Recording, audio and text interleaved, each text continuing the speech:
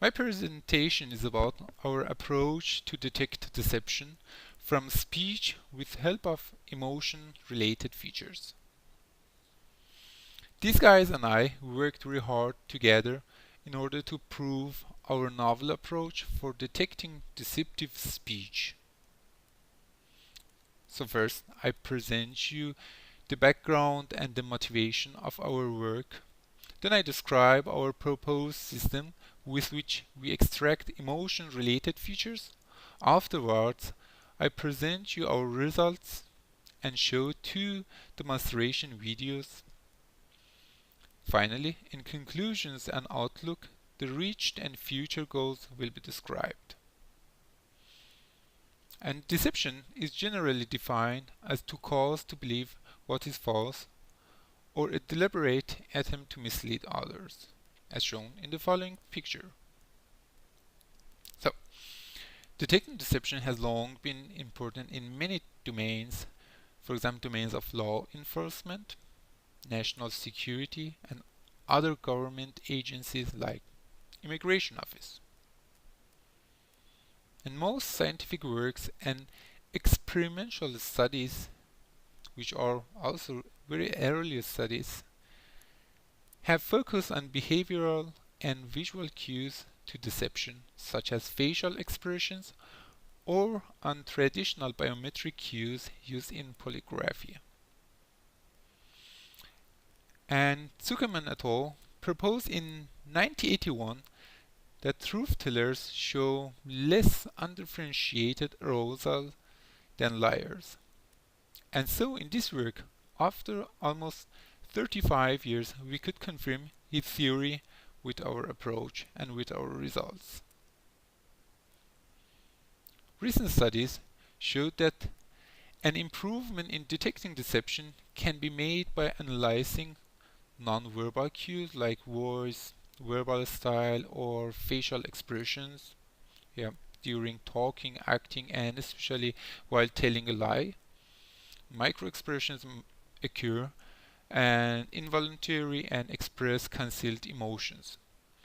Recent studies have also focused on computational linguistics by developing complex and intelligent systems in the scope of distinguishing between deceptive and non-deceptive speech using machine learning techniques. In this study, our approach is to use high-level emotional descriptors as features in detecting deceptive speech. So we generate first emotional attributes related to arousal, valence, regulation, and emotion categories using k-nearest neighbors classifier.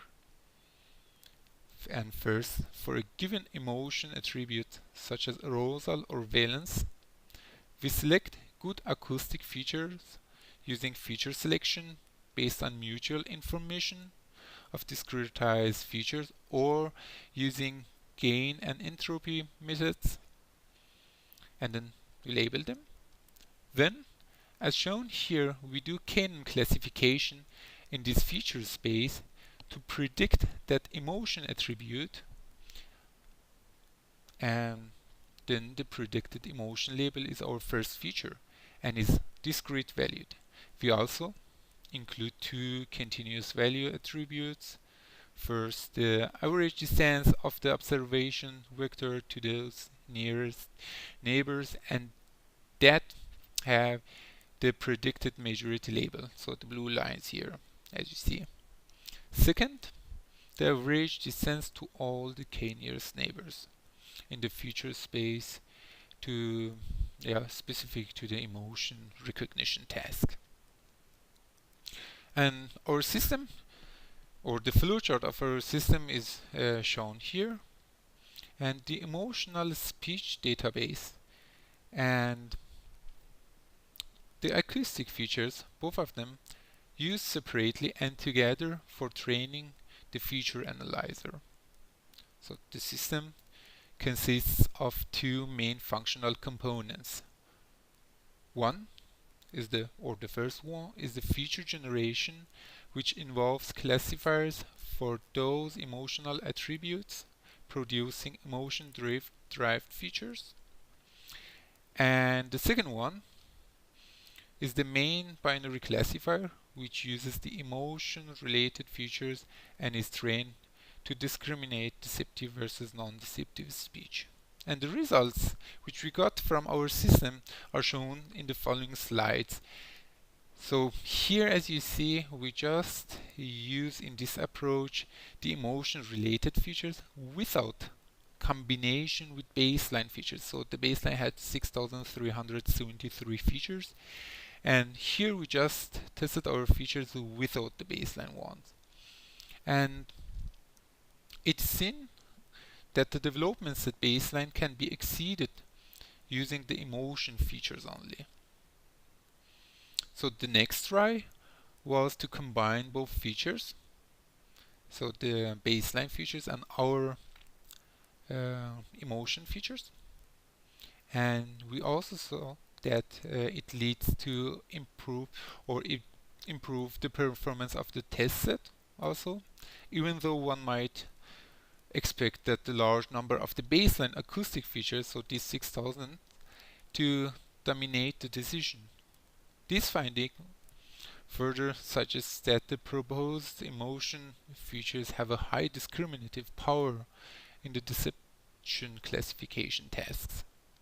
We also observed that the quality of the feature sets and features is not classifier dependent. Now, I would like to show you two demonstration videos, and the first one is from the challenge database, and which shows the difference between arousal and valence in non-deception or non-deceptive and deceptive speech.